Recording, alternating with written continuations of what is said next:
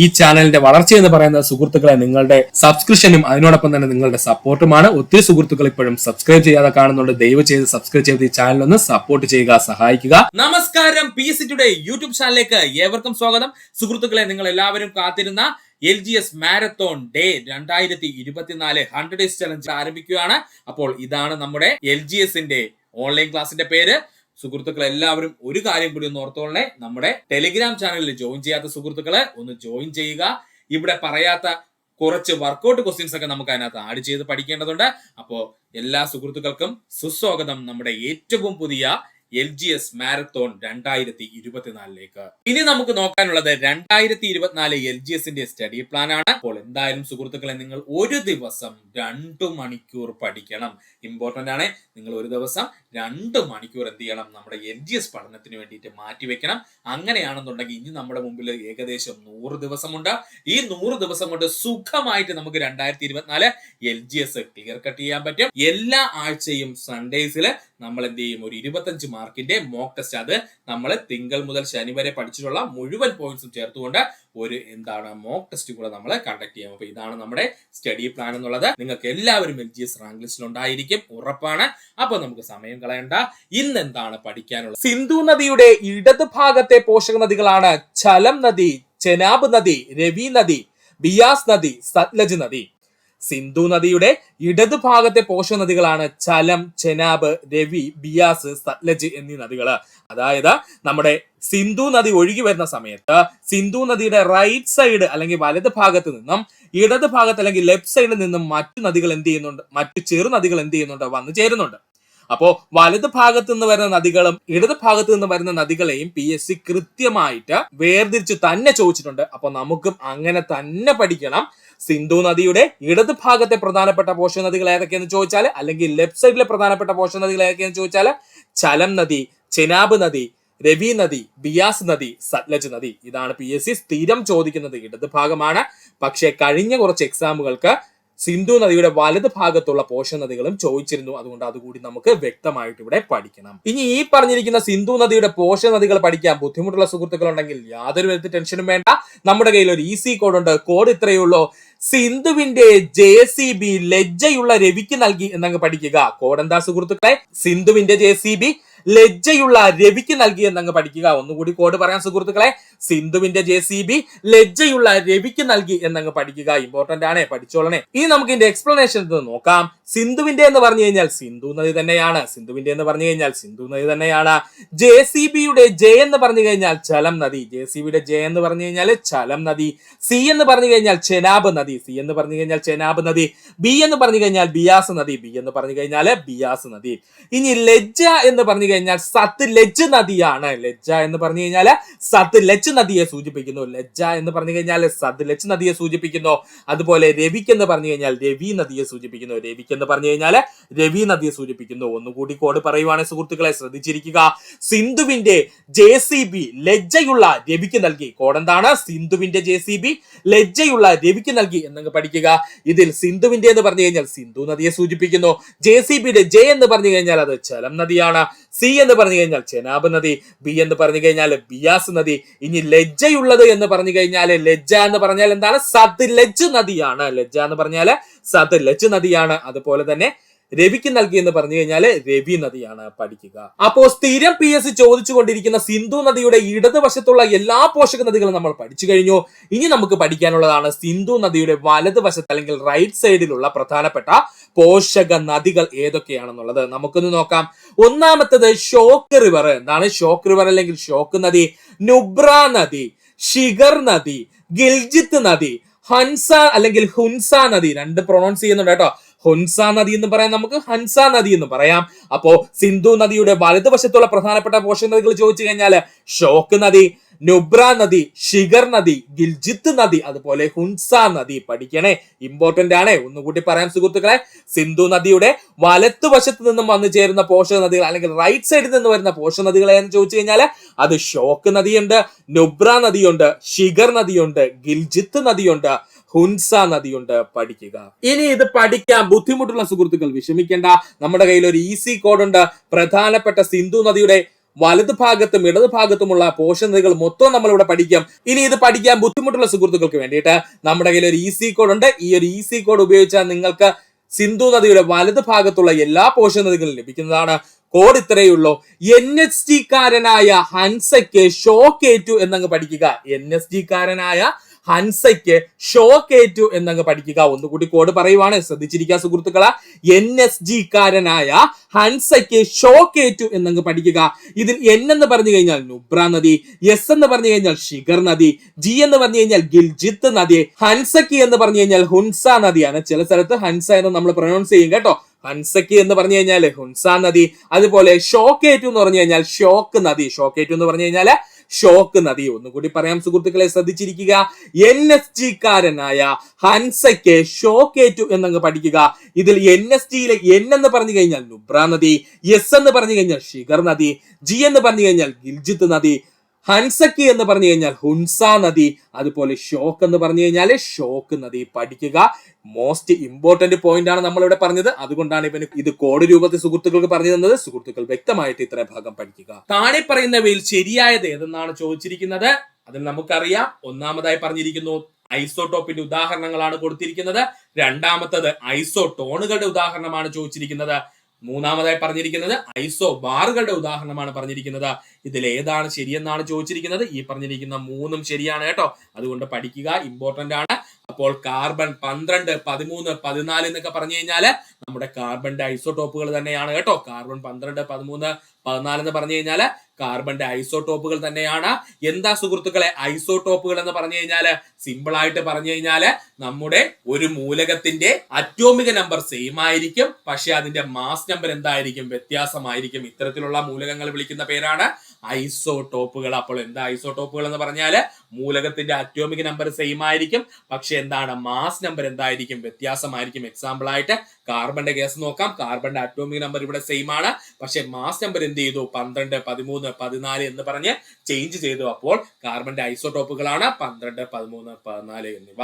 എന്താ സുഹൃത്തുക്കളെ ഐസോടോണുകൾ എന്ന് പറഞ്ഞു കഴിഞ്ഞാല്? ഐസോടോണുകൾ എന്ന് പറഞ്ഞാൽ ഒന്നുമില്ല, രണ്ട് മൂലകങ്ങളായിരിക്കും, പക്ഷെ അവരുടെ ന്യൂട്രോണുകളുടെ എണ്ണം എങ്ങനെയായിരിക്കും? സെയിം ആയിരിക്കും. അവരുടെ ന്യൂട്രോണുകളുടെ എണ്ണം എന്തായിരിക്കും? സെയിം ആയിരിക്കും. അപ്പോ ന്യൂട്രോണുകളുടെ എണ്ണം സെയിം ആയിട്ടുള്ളത് അല്ലെങ്കിൽ തുല്യമായിട്ടുള്ളതിനെ നമ്മൾ വിളിക്കുന്ന പേരാണ് ഐസോടോണുകൾ. എക്സാമ്പിൾ ആയിട്ട് നമ്മൾ പറഞ്ഞത് നൈട്രജനും കാർബണും കേട്ടോ. നൈട്രജന്റെയും കാർബണും രണ്ടും രണ്ട് മൂലകങ്ങളാണ്. അവന്മാരുടെ അറ്റോമിക നമ്പർ വ്യത്യാസമാണ്, മാസ് നമ്പർ വ്യത്യാസമാണ്. എന്നാൽ അവന്മാരുടെ ന്യൂട്രോണുകളുടെ എണ്ണം പക്ഷെ എന്താണ്? തുല്യമാണ്. അങ്ങനെയുള്ള മൂലകങ്ങളെ വിളിക്കുന്ന പേരാണ് ഐസോടോണുകൾ എന്ന്. ഇനി മൂന്നാമതായി പറഞ്ഞാൽ എന്താ സുഹൃത്തുക്കളെ ഐസോ ബാറുകൾ എന്ന് പറഞ്ഞു കഴിഞ്ഞാല്? ഐസോ ബാറുകൾ എന്ന് പറഞ്ഞു കഴിഞ്ഞാല് അറ്റോമിക നമ്പർ വ്യത്യാസമായിരിക്കും, എന്നാൽ അവരുടെ മാസ് നമ്പർ സെയിം ആയിരിക്കും. അറ്റോമിക നമ്പർ വ്യത്യാസമായിരിക്കും, മാസ് നമ്പർ സെയിം ആയിരിക്കും. സുഹൃത്തുക്കൾ, മാസ് നമ്പർ എപ്പോഴും മുകളിലാണ് എഴുതുന്നത്. ശ്രദ്ധിച്ചു നോക്കിയേ. ഈ ആർഗന്റെ ആയാലും അതുപോലെ തന്നെ പൊട്ടാസ്യത്തിന്റെ ആയാലും കാൽസ്യത്തിന്റെ ആയാലും ഒക്കെ ഇവന്മാരുടെ മാസ് നമ്പർ 40, 40, 40 എന്ന് തന്നെയാണ്. എന്നാൽ താഴെ എഴുതുന്നതാണ് നമ്മുടെ അറ്റോമിക നമ്പർ എന്ന് പറയുന്നത്. ആർഗന്റെ അറ്റോമിക നമ്പർ 18, അതുപോലെ തന്നെ നമ്മുടെ പൊട്ടാസ്യത്തിന്റെ അറ്റോമിക നമ്പർ 19, കാൽസ്യത്തിന്റെ അറ്റോമിക നമ്പർ 20മാണ്. അപ്പോൾ അവരുടെ അറ്റോമിക നമ്പർ എന്ത് ചെയ്തു? വ്യത്യാസപ്പെട്ടുകൊണ്ടിരിക്കും. പക്ഷെ അവരുടെ മാസ് നമ്പർ തുല്യമാണെങ്കിൽ അത്തരം മൂലകങ്ങളെ നമ്മൾ വിളിക്കുന്ന പേരാണ് ഐസോ ബാറുകൾ എന്ന്. അത്തരം മൂലകങ്ങളുടെ കൂട്ടം നമ്മൾ വിളിക്കുന്ന പേരാണ് ഐസോ ബാറുകൾ എന്ന്. ഒന്നുകൂടി പറയാം സുഹൃത്തുക്കളെ, ശ്രദ്ധിച്ചിരിക്കുക. എന്താണ് ഐസോടോപ്പുകൾ എന്ന് പറഞ്ഞു കഴിഞ്ഞാല്? ഒരു മൂലകത്തിന്റെ അറ്റോമിക നമ്പർ സെയിം ആയിരിക്കും, പക്ഷെ മാസ് നമ്പർ എന്ത് ചെയ്യും? വ്യത്യാസപ്പെട്ടുകൊണ്ടിരിക്കും. എക്സാമ്പിൾ ആയിട്ട് പറഞ്ഞാൽ കാർബണിന്റെ അറ്റോമിക നമ്പർ എന്ന് പറയുന്നത് 6ആണ്. അതിന് യാതൊരു വ്യത്യാസവുമില്ല, അത് അതുപോലെ തന്നെ നിൽക്കുന്നു. പക്ഷെ എന്താ സംഭവിക്കുന്നത്? അവിടെ നമ്മുടെ മാസ് നമ്പർ എന്ത് ചെയ്യുന്നു? വ്യത്യാസപ്പെടുന്നു. 12, 13, 14 എന്ന് പറഞ്ഞിങ്ങനെ വ്യത്യാസപ്പെടുന്നു. ഇതിനെ നമ്മൾ വിളിക്കുന്ന പേരാണ് ഐസോടോപ്പുകൾ എന്ന്. എന്താണ് ഐസോടോണുകൾ എന്ന് ചോദിച്ചു കഴിഞ്ഞാല് നമ്മുടെ മൂലകങ്ങൾ രണ്ടും ഡിഫറെന്റ് ആയിരിക്കും. അവരുടെ ഈ പറഞ്ഞിരിക്കുന്ന അറ്റോമിക നമ്പരും മാസ് നമ്പരും ഒക്കെ വ്യത്യാസമായിരിക്കും, പക്ഷേ അവരുടെ ന്യൂട്രോണുകളുടെ എണ്ണം എന്തായിരിക്കും? തുല്യമായിരിക്കും. ഇത്തരത്തിലുള്ള മൂലകങ്ങളുടെ സെറ്റിനെ നമ്മൾ വിളിക്കുന്ന പേരാണ് ഐസോടോണുകൾ എന്ന്. എന്താണ് ഐസോ ബാറുകൾ എന്ന് ചോദിച്ചു കഴിഞ്ഞാൽ ഒന്നുമില്ല സുഹൃത്തുക്കളെ, സിമ്പിൾ ആണ്. അതായത് നമ്മുടെ അറ്റോമിക നമ്പർ വ്യത്യാസമുള്ള മൂലകങ്ങളായിരിക്കും, പക്ഷെ അവരുടെ മാസ് നമ്പർ തുല്യമായിരിക്കും. അതുകൊണ്ട് അവയെ നമ്മൾ വിളിക്കുന്ന പേരാണ് ഐസോ ബാറുകൾ എന്ന്. എക്സാമ്പിൾ ആയിട്ട് നമ്മൾ എന്താ പറഞ്ഞിരിക്കുന്നത് ഇവിടെ? ആർഗണും അതുപോലെ തന്നെ പൊട്ടാസ്യവും അതുപോലെ തന്നെ കാൽസ്യത്തിനും ഇവരുടെ അറ്റോമിക് നമ്പർ വ്യത്യാസമാണെങ്കിലും ഇവന്മാരുടെ മാസ് നമ്പർ 40 എന്ന് പറയുന്ന ഒരേ മാസ് നമ്പർ ആണ്. പഠിക്കുക. കേസരി, മറാത്ത എന്നീ പത്രങ്ങളുടെ സ്ഥാപകൻ ബാലഗംഗാധര തിലകനാണ്. കേസരി, മറാത്ത എന്നീ പത്രങ്ങളുടെ സ്ഥാപകൻ ആരെന്ന് ചോദിച്ചാൽ അത് ബാലഗംഗാധര തിലകനാണ്. പഠിക്കുക. അപ്പൊ നമുക്ക് ഇന്ത്യയിലെ പ്രധാനപ്പെട്ട പത്രങ്ങളും അതിന്റെ സ്ഥാപക നേതാക്കളെയും അങ്ങ് പഠിച്ചു കളയാം. PSCയുടെ സ്ഥിരം ചോദ്യ മേഖലയാണത്. കേസരി, മറാത്ത എന്നീ പത്രങ്ങൾ ആരംഭിച്ചത് ബാലഗംഗാധര തിലകനാണ്. ബാലഗംഗാധര തിലകനാണ് കേസരി, മറാത്ത എന്നീ പത്രങ്ങൾ സ്ഥാപിച്ചത്. ഇത് പഠിക്കാൻ ചെറിയൊരു ഐഡിയ പറഞ്ഞു തരാം. ബാലന് കേസ് മാറില്ല എന്നങ്ങ് പഠിക്കുക. ബാലന് കേസ് മാറില്ല എന്നങ്ങ് പഠിക്കുക. ബാലന് കേസ് മാറില്ല എന്നങ്ങ് പഠിക്കുക. അപ്പോൾ ബാലഗംഗാധര തിലകാണ് കേസരി എന്ന പത്രവും മറാത്ത എന്ന പത്രവും ആരംഭിച്ചത്. ബാലഗംഗാധര തിലകനാണെന്ന് ഓർക്കുക. ബാലന് കേസ് മാറില്ല എന്നങ്ങ് പഠിക്കുക. ബംഗാളി പത്രം ആരംഭിച്ചത് സുരേന്ദ്രനാഥ ബാനർജിയാണ്. ബംഗാളി എന്ന പത്രം ആരംഭിച്ചത് ആരാണ്? സുരേന്ദ്രനാഥ ബാനർജിയാണ്.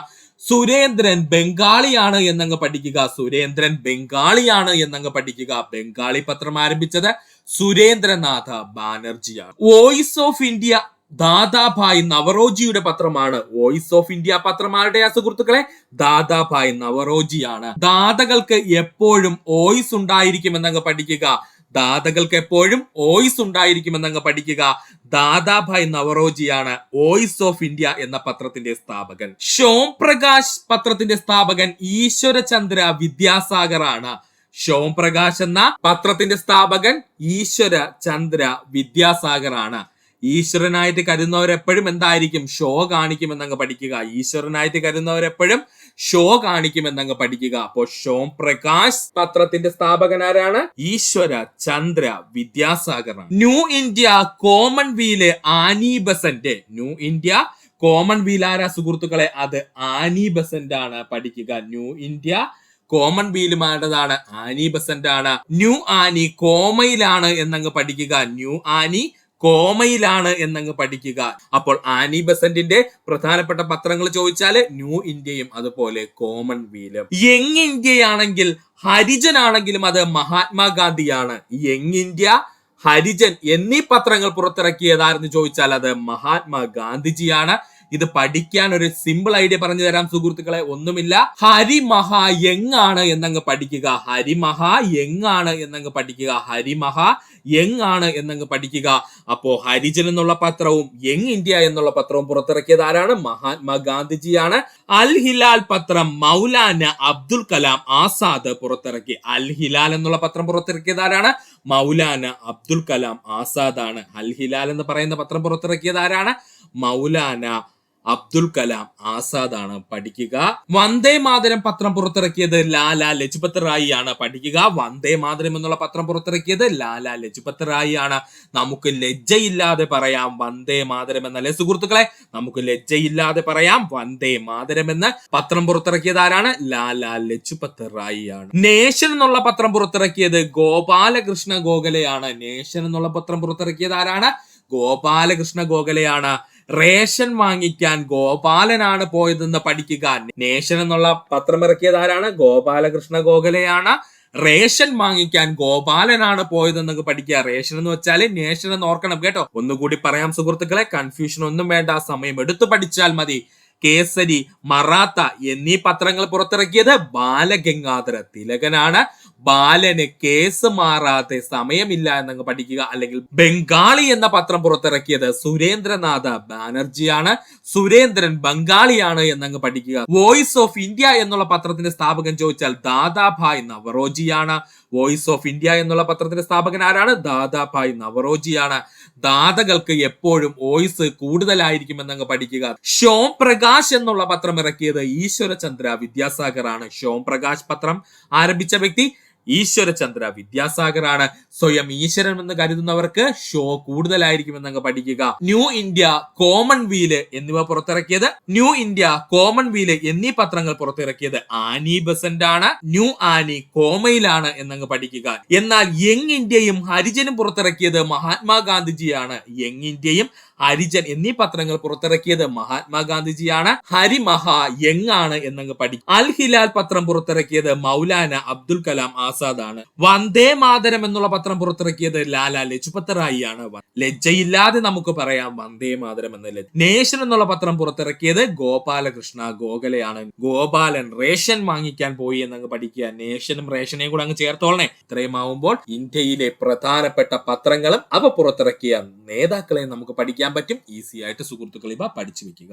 വൈദ്യുത ഉപകരണങ്ങളിൽ ഹീറ്റിംഗ് കോയിലായി നിക്രോം ഉപയോഗിക്കുവാനുള്ള കാരണം ഓപ്ഷൻ എ ഉയർന്ന വൈദ്യുത പ്രതിരോധ ശേഷി, ഓപ്ഷൻ ബി താഴ്ന്ന ദ്രവണാങ്കം, ഓപ്ഷൻ സി ഓക്സിഡേഷൻ സംഭവിക്കാതെ കൂടുതൽ സമയം താപം ഉൽപ്പാദിപ്പിക്കാനുള്ള കഴിവ്. ഇതിലേത് കഴിവുകളാണ് വൈദ്യുത ഉപകരണങ്ങളിൽ ഹീറ്റിംഗ് കോയിലായി നിക്രോം ഉപയോഗിക്കുവാനുള്ള കാരണം എന്ന് ചോദിച്ചാല് നമ്മുടെ ഓപ്ഷൻ എയും സിയും മാത്രമേ ഉള്ളൂ കേട്ടോ സുഹൃത്തുക്കളെ. എന്തുകൊണ്ടാണ്?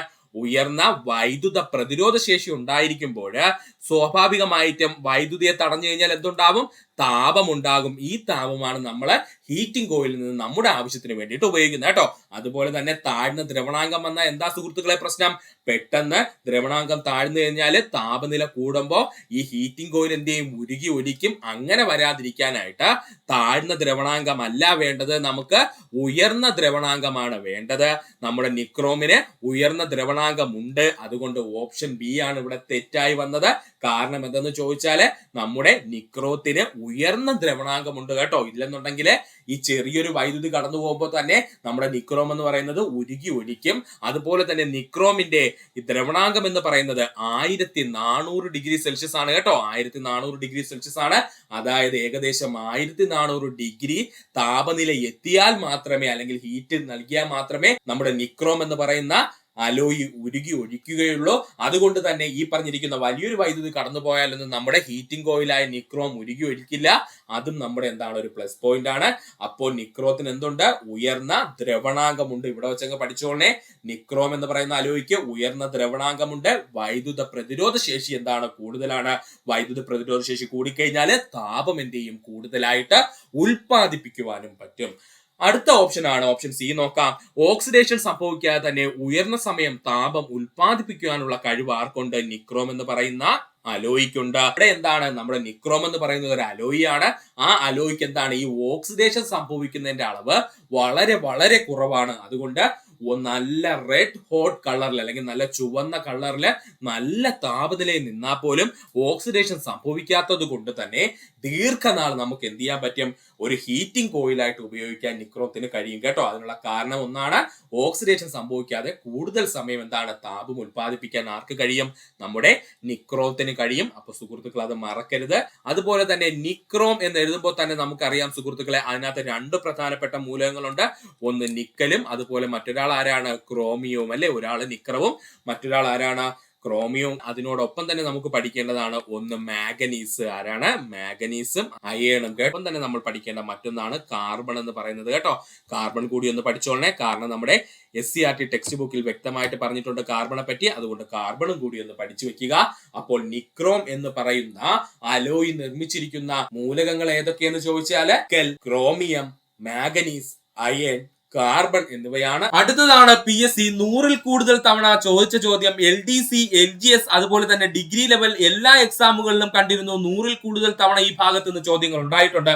അതാണ് സന്താൾ കലാപം. എന്താണ് കലാപം? സന്താൾ കലാപം. സന്താൾ കലാപം നടന്ന വർഷം 1855, 1856, 1855, 1856 കാലഘട്ടത്തിലാണ് സന്താൾ കലാപം നടന്നത്. വർഷം ഇമ്പോർട്ടന്റ് ആണ്, പഠിച്ചോളണേ. സന്താൾ കലാപം നടന്ന വർഷം എത്രയാണ്? 1855, 1856 കാലഘട്ടത്തിലായിരുന്നു. സന്താൾ കലാപം നടന്ന പ്രദേശം ചോദിച്ചു കഴിഞ്ഞാൽ ഇപ്പോഴത്തെ ജാർഖണ്ഡ്, ഒഡീഷ, പശ്ചിമ ബംഗാൾ എന്നീ സംസ്ഥാനങ്ങളിലായിരുന്നു. സന്താൾ കലാപം പ്രധാനമായിട്ട് നടന്ന പ്രദേശങ്ങൾ ചോദിച്ചാൽ ഇപ്പോഴത്തെ ജാർഖണ്ഡ്, ഒഡീഷ, പശ്ചിമ ബംഗാൾ സംസ്ഥാനങ്ങളിലായിരുന്നു. സന്താൾ കലാപത്തിന്റെ നേതാക്കളായിരുന്നു സിദ്ധുവും കാനുവും എന്ന് നമ്മൾ പറയും, അല്ലെങ്കിൽ സിദ്ധുവും കൻഹു മുർമു എന്നാണ് ഫുൾ പേര് കേട്ടോ പുള്ളിക്കാരന്റെ. അന്ന് പഠിച്ചു വെച്ചേക്ക. സന്താൾ കലാപത്തിന്റെ നേതാക്കൾ ചോദിച്ചാൽ ചോദിച്ചാൽ സിദ്ധുവും കാനുവും എന്ന് നമ്മൾ ഈസി ആയിട്ട് പഠിച്ചു വെച്ചിരിക്കുന്നു. എന്നാൽ സന്താൽ കലാപത്തിന്റെ നേതാക്കൾ ആരൊക്കെയെന്ന് ചോദിച്ചാൽ സിദ്ധുവും അതുപോലെ കൻഹു മുർമു എന്നാണ് അദ്ദേഹത്തിന്റെ പേര് കേട്ടോ. എന്താണ് കൻഹു മുർമു എന്ന് പറയാം, അല്ലെങ്കിൽ നമുക്ക് കാനു എന്ന് വിളിക്കാം. ഓക്കെ, അപ്പോ ഈ ഭാഗം ഒന്ന് ശ്രദ്ധിച്ചു വെച്ചേക്കുക. സിദ്ധുവും കാനുവും തന്നെയാണ്, പക്ഷെ യഥാർത്ഥ നെയിം എന്തെന്ന് ചോദിച്ചാല് സിദ്ധുവും കൻഹു മുർമു എന്നാണ് അദ്ദേഹത്തിന്റെ ഫുൾ പേര് കേട്ടോ. ഒന്ന് ഓർത്ത് വെച്ചിരുന്നാൽ മതി കേട്ടോ. പൗരത്വത്തെ കുറിച്ച് പ്രതിപാദിക്കുന്ന ഭാഗം ചോദിച്ചു കഴിഞ്ഞാൽ ഭാഗം 2 മറക്കരുത്. ഇന്ത്യയിലെ പൗരത്വത്തെ കുറിച്ച് പ്രതിപാദിക്കുന്ന ഭാഗം ഏതെന്ന് ചോദിച്ചാൽ എത്രയാ സുഹൃത്തുക്കളെ? ഭാഗം 2. ഇന്ത്യൻ ഭരണഘടന വിഭാവനം ചെയ്യുന്ന പൗരത്വമാണ് ഏക പൗരത്വം. 100-ൽ കൂടുതൽ തവണ PSC റിപ്പീറ്റ് ആയി ചോദിച്ച ചോദ്യം. ഇന്ത്യൻ ഭരണഘടന വിഭാവനം ചെയ്യുന്ന പൗരത്വം എന്താണ്? ഏക പൗരത്വമാണ്. എന്ത് പൗരത്വമാണ്? ഏക പൗരത്വം. ഭരണഘടനയിൽ പൗരത്വത്തെ കുറിച്ച് പ്രതിപാദിക്കുന്ന വകുപ്പ് 5 മുതൽ 11 വരെ. എത്ര മുതൽ എത്ര വരെയാണ്? 5 വകുപ്പ് മുതൽ 11 വകുപ്പ് വരെയാണ് ഇന്ത്യൻ ഭരണഘടനയിൽ പൗരത്വത്തെ കുറിച്ച് എന്ത് ചെയ്യുന്നത്? പ്രതിപാദിക്കുന്നത്. ഒന്നുകൂടി പറയാം, പൗരത്വത്തെ കുറിച്ച് പ്രതിപാദിക്കുന്ന ഭാഗം ചോദിച്ചു കഴിഞ്ഞാലാണ് 2. ഇന്ത്യൻ ഭരണഘടനയെ വിഭാവനം ചെയ്യുന്ന പൗരത്വം ചോദിച്ചു കഴിഞ്ഞാൽ ഏക പൗരത്വം. ഭരണഘടനയിൽ പൗരത്വത്തെ കുറിച്ച് പ്രതിപാദിക്കുന്ന വകുപ്പ് ചോദിച്ചു കഴിഞ്ഞാൽ അത് 5 മുതൽ 11 വരെ. പൗരത്വ നിയമം പാസാക്കിയ വർഷം 1955. പൗരത്വ നിയമം പാസാക്കിയ വർഷം ചോദിച്ചു കഴിഞ്ഞാൽ 1955. എത്രയാ സുഹൃത്തുക്കളെ? 1955. ഇരട്ട പൗരത്വം എന്ന ആശയം മുന്നോട്ട് വെച്ച കമ്മിറ്റിയാണ് LM സിഗ്വി കമ്മിറ്റി. ഇരട്ട പൗരത്വം എന്ന ആശയം മുന്നോട്ട് വെച്ച കമ്മിറ്റി എന്ന് ചോദിച്ചാല് LM സിഗ്വി കമ്മിറ്റിയാണ്. ഇതും ചോദിച്ചിട്ടുള്ള ചോദ്യമാണ്. ഒന്നുകൂടി പറയുന്നു, ഇരട്ട പൗരത്വം എന്ന ആശയം മുന്നോട്ട് വെച്ച കമ്മിറ്റി ഏത് എന്ന് ചോദിച്ചു കഴിഞ്ഞാൽ അത് LM സിഗ്വി കമ്മിറ്റിയാണ്. ഇനി നമുക്ക് നോക്കാനുള്ളത്, ഒരു വ്യക്തിക്ക് 5 രീതിയിൽ ഇന്ത്യൻ പൗരത്വം ലഭിക്കുന്നു. എങ്ങനെയാ പറഞ്ഞത്? ഒരു വ്യക്തിക്ക് 5 രീതിയിൽ ഇന്ത്യൻ പൗരത്വം ലഭിക്കുന്നു. ഒന്നുകൂടി പറയുവാണ്, ഒരു വ്യക്തിക്ക് 5 രീതിയിൽ ഇന്ത്യൻ പൗരത്വം ലഭിക്കുന്നു. അത്രയും ഇമ്പോർട്ടൻസ് ഉണ്ട് ആ പോയിന്റിന്. ഏതൊക്കെയാണ് 5 രീതി എന്ന് ചോദിച്ചു കഴിഞ്ഞാൽ ജന്മസിദ്ധമായി ലഭിക്കുന്ന പൗരത്വം, അല്ലെങ്കിൽ ബൈ ബർത്ത് എന്ന് പറയും. അതായത് ജനനത്തോടു കൂടി നമുക്ക് ലഭിക്കുന്ന പൗരത്വം. നമ്മളിപ്പോ ഇന്ത്യയിലാണ് ജനിക്കുന്നത്, നമുക്ക് എന്താണ് ഇന്ത്യൻ സിറ്റിസൺഷിപ്പ് അല്ലെങ്കിൽ ഇന്ത്യൻ പൗരത്വം നമുക്ക് ലഭിക്കാനുള്ള അവകാശമുണ്ട്. 2ാമത്തെ പോയിന്റ് ആണ് പിന്തുടർച്ച വഴിയുള്ള പൗരത്വം എന്ന് പറയുന്നത്. അതായത് നമ്മുടെ ഏതെങ്കിലും ഒരു തലമുറ ഇന്ത്യക്ക് പുറത്ത് ഏതെങ്കിലും ഒരു രാജ്യത്ത് പോയിട്ട് അവിടെ സെറ്റിൽ ആവുകയാണെന്ന് കരുതുക, അല്ലെങ്കിൽ അവിടുത്തെ പൗരത്വം എടുക്കുകയാണെന്ന് കരുതുക. അവർ തിരിച്ച് ഇന്ത്യയിലേക്ക് വരുവാണെന്നുണ്ടെങ്കിൽ അവർക്ക് എന്ത് ചെയ്യും? മറ്റുള്ളവരെക്കാളും പെട്ടെന്ന് പൗരത്വം ലഭിക്കുവാൻ കഴിയും. കാരണം നമ്മൾ എന്താണ്? ഇന്ത്യൻ പൗരനായതുകൊണ്ട്. ആ പോയിന്റ് സുഹൃത്തുക്കൾ എന്ത് ചെയ്യുക? ഓർക്കുക. രജിസ്ട്രേഷൻ മുഖാന്തരം നമുക്ക് എന്ത് ചെയ്യാൻ പറ്റും? ഇന്ത്യയുടെ പൗരത്വം നേടാൻ കഴിയും. ചിരകാല അധിവാസം മുഖേന ഒരുപാട് വർഷക്കാലം ഇന്ത്യയിൽ താമസിക്കുകയാണെന്നുണ്ടെങ്കിൽ നമുക്ക് എന്ത് ലഭിക്കും? ഇന്ത്യൻ പൗരത്വം ലഭിക്കാം. ഒരുപാട് നാൾ ഇന്ത്യയിൽ താമസിക്കുകയാണെന്നുണ്ടെങ്കിൽ നമുക്ക് എന്ത് ലഭിക്കും? ഇന്ത്യൻ പൗരത്വം ലഭിക്കും. അതാണ് ചിരകാല അധിവാസം മുഖേന എന്ന് പറഞ്ഞിരിക്കുന്നത്. പ്രാദേശിക സംയോജനം മൂലം, എക്സാമ്പിൾ ആയിട്ട് പറഞ്ഞു കഴിഞ്ഞാൽ ഇപ്പൊ ഇന്ത്യയുടെ ഭാഗമായിട്ട് ഏതെങ്കിലും ഒരു പ്രദേശത്തിനെ കൂട്ടിച്ചേർക്കുകയാണെന്ന് കരുതുക. അങ്ങനെയാണെങ്കിൽ ഓട്ടോമാറ്റിക്കലി ആ കൂട്ടിച്ചേർക്കപ്പെട്ട പ്രദേശത്തുള്ള വ്യക്തികൾക്ക് ഇന്ത്യയുടെ പൗരത്വം ലഭിക്കും. അതാണ് പ്രാദേശിക സംയോജനം മൂലം എന്നതുകൊണ്ട് ഉദ്ദേശിക്കുന്നത്. ഇത് സുഹൃത്തുക്കളെ മനസ്സിൽ നിൽക്കാൻ വേണ്ടിയിട്ട് പറഞ്ഞതാണ്. ഒന്നുകൂടി പറയാം, പ്രധാനമായും 5 രീതിയിലാണ് ഇന്ത്യയിൽ നിന്ന് പൗരത്വം ലഭിക്കുന്നത്. ഏതൊക്കെയാണ്? ജന്മസിദ്ധമായ പൗരത്വം, പിന്തുടർച്ച വഴിയുള്ള പൗരത്വം, രജിസ്ട്രേഷൻ മുഖാന്തരം, ചിരകാല അധിവാസം മുഖേന, പ്രാദേശിക സംയോജനം മൂലം. ഇങ്ങനെയുള്ള 5 രീതിയിൽ പൗരത്വം എന്ത് ചെയ്യുന്നു? ലഭിക്കുന്നു. ഇനി ഇത് 5 പഠിക്കാൻ ബുദ്ധിമുട്ടുള്ള സുഹൃത്തുക്കൾ ഉണ്ടെങ്കിൽ നമുക്കത് ഈസി ആയിട്ട് പഠിക്കാൻ ഒരു സിമ്പിൾ കോഡ് ഇവിടെ സെറ്റ് ചെയ്തിട്ടുണ്ട്. സുഹൃത്തുക്കൾ ശ്രദ്ധിക്കുക. തീരദേശത്തെ ജന്മിയുടെ പിന്നെ രാജിക്ക് ലഭിച്ചു എന്നങ്ങ് പഠിക്കുക. എന്താ പറഞ്ഞത് കോഡ്? തീരദേശത്തെ ജന്മിയുടെ പിന്നെ രാജിക്ക് ലഭിച്ചു എന്നങ്ങ് പഠിക്കുക. ഇതിൽ ചീര എന്ന് പറഞ്ഞു കഴിഞ്ഞാൽ അത് ചിരകാലവാസം, ദേശത്തെ എന്ന് പറഞ്ഞു കഴിഞ്ഞാൽ അത് പ്രാദേശിക സംയോജനം. അപ്പൊ പ്രാദേശിക സംയോജനത്തെ എന്താ ഉദ്ദേശിക്കുന്നത്? ദേശത്തെ എന്ന് പറഞ്ഞു കഴിഞ്ഞാൽ പ്രാദേശിക സംയോജനമാണ്, അല്ലെങ്കിൽ 2 ദേശങ്ങളുടെ സംയോജനം എന്ന് നമുക്ക് പറയാം. ജന്മി എന്ന് പറഞ്ഞു കഴിഞ്ഞാൽ ജന്മസിദ്ധമായി ലഭിക്കുന്നു. ജന്മി എന്ന് പറഞ്ഞു കഴിഞ്ഞാൽ ജന്മസിദ്ധമായി ലഭിക്കുന്നു. പിന്നെന്ന് പറഞ്ഞു കഴിഞ്ഞാൽ പിന്തുടർച്ച വഴിയുള്ള പൗരത്വം. പിന്നെന്ന് പറഞ്ഞു കഴിഞ്ഞാൽ പിന്തുടർച്ച വഴിയുള്ള പൗരത്വം. അതുപോലെ രാജി എന്ന് പറഞ്ഞു കഴിഞ്ഞാൽ രജിസ്ട്രേഷൻ വഴിയുള്ള പൗരത്വം. രാജി എന്ന് പറഞ്ഞു കഴിഞ്ഞാൽ രജിസ്ട്രേഷൻ വഴിയുള്ള പൗരത്വം. ഒന്നുകൂടി പറയുവാണേ, തീരദേശത്തെ ജന്മിയുടെ പിന്നെ രാജിക്ക് ലഭിച്ചു എന്ന് പറഞ്ഞു കഴിഞ്ഞാൽ നമുക്ക് പൗരത്വം ലഭിക്കുന്ന രീതികളാണ് പറയുന്നത്. ചീര എന്ന് പറഞ്ഞു കഴിഞ്ഞാൽ ചിരകാലവാസം, ദേശത്തെ എന്ന് പറഞ്ഞു കഴിഞ്ഞാൽ പ്രാദേശിക സംയോജനം അല്ലെങ്കിൽ രണ്ട് ദേശങ്ങളുടെ സംയോജനം എന്ന് നമുക്ക് പറയാം. ജമ്മിയുടെ എന്ന് പറഞ്ഞു കഴിഞ്ഞാൽ ജന്മസിദ്ധമായി എന്ന് ഉദ്ദേശിക്കുന്നു. അതുപോലെ പിന്നെന്ന് പറഞ്ഞു കഴിഞ്ഞാൽ പിന്തുടർച്ച വഴിയുള്ള പൗരത്വം, പിന്നെന്ന് പറഞ്ഞു കഴിഞ്ഞാൽ പിന്തുടർച്ച വഴിയുള്ള പൗരത്വം. അതുപോലെ രാജി എന്ന് പറഞ്ഞു കഴിഞ്ഞാൽ രജിസ്ട്രേഷൻ വഴിയുള്ള പൗരത്വം, രാജി എന്ന് പറഞ്ഞു കഴിഞ്ഞാൽ രജിസ്ട്രേഷൻ വഴിയുള്ള പൗരത്വം. ഈ ഭാഗം സുഹൃത്തുക്കളെ വ്യക്തമായിട്ട് പഠിക്കുക. ഇവിടെ നിന്ന് നിങ്ങൾക്ക് ഒരു മാർക്ക് ലഭിക്കാൻ സാധ്യതയുണ്ട്. അടുത്തതായി നമുക്ക് നോക്കാനുള്ളതാണ് ഇന്ത്യയുടെ പൗരത്വം നഷ്ടപ്പെടുന്ന രീതികൾ ഏതൊക്കെയാണെന്ന്.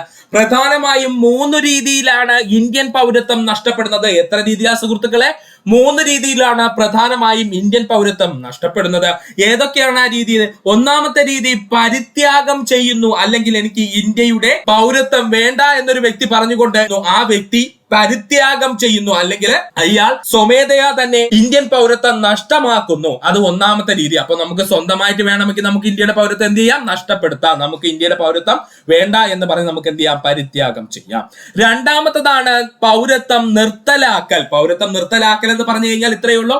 നമ്മൾ പുറത്തേതെങ്കിലും ഒരു രാജ്യത്ത് പോയിട്ട് ആ രാജ്യത്തിന്റെ പൗരത്വം സ്വീകരിക്കുമ്പോൾ ഓട്ടോമാറ്റിക്കലി ഇന്ത്യൻ ഗവൺമെന്റ് എന്ത് ചെയ്യും? നമ്മുടെ ഇന്ത്യയുടെ പൗരത്വം നിർത്തലാക്കും. ഇതിനെയാണ് നിർത്തലാക്കൽ കൊണ്ട് ഉദ്ദേശിക്കുന്നത്. ഇനി പൗരത്വ അപഹരണം എന്തെന്ന് ചോദിച്ചാൽ, പൗരത്വ അപഹരണം എന്തെന്ന് ചോദിച്ചു കഴിഞ്ഞാൽ എന്തെങ്കിലും ഫ്രോഡ് രീതിയിലൂടെ നമ്മൾ ഇന്ത്യൻ പൗരത്വം നേടിയെടുക്കുകയോ അല്ലെങ്കിൽ ഇന്ത്യൻ ഭരണഘടനയ്ക്കോ ഇന്ത്യക്കെതിരെയോ നമ്മൾ ഭീഷണിയാവുന്ന രീതിയിൽ നമ്മൾ എന്തെങ്കിലും പ്രവർത്തനം ചെയ്തു കഴിഞ്ഞാൽ ആ സമയത്ത് ഇന്ത്യൻ ഗവൺമെന്റ് ചെയ്യുന്നതാണ് പൗരത്വ അപഹരണം എന്ന് പറയുന്നത്. അടുത്തതായി പഠിക്കുവാനുള്ളതാണ് ക്യൂണിക്കൾച്ചർ എന്തുമായി ബന്ധപ്പെട്ടിരിക്കുന്നു. ഒത്തിരി തവണ ചോദിച്ച ചോദ്യമാണ് ഇതിൽ പറയുന്നതെല്ലാം.